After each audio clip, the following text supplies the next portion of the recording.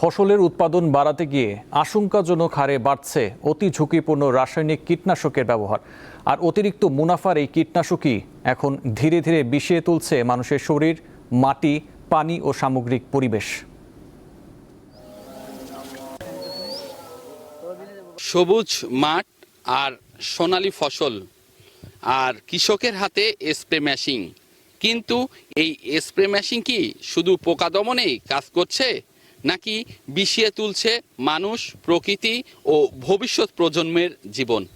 ফসলের মাঠে প্যারাকুয়াট সহ অতি ঝুঁকিপূর্ণ কীটনাশকের অবাধ ব্যবহার এখন জনস্বাস্থ্য ও পরিবেশের জন্য নীরব বিপর্যয়ে রূপ নিচ্ছে।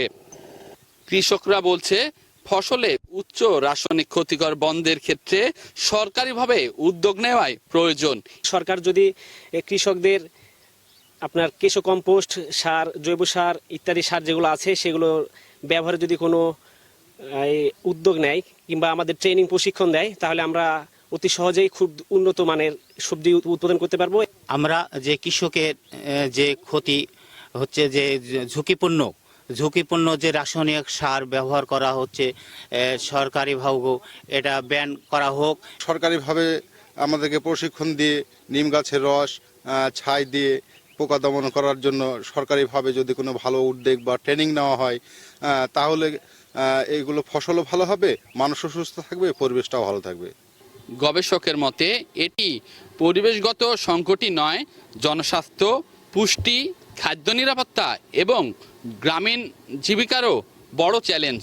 আমরা তো একটা ইকোসিস্টেমের মধ্যে বসবাস করি, সেই ইকোসিস্টেমটাই ধ্বংস করে দিচ্ছে রাসায়নিক এই কীটনাশক।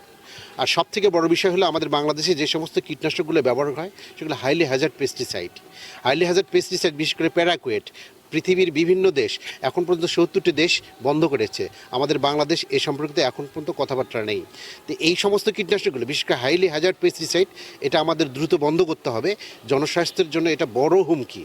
নিরাপদ বিকল্প প্রযুক্তি ও বৈজ্ঞানিক কৃষি ব্যবস্থায় রূপান্তরিত না হলে এই নীরব সংকট ভবিষ্যতে আরো বড় জনস্বাস্থ্যের ক্ষতিতে পরিণত হবে। ইউসুফ আদনান, দীপ্ত সংবাদ, রাজশাহী।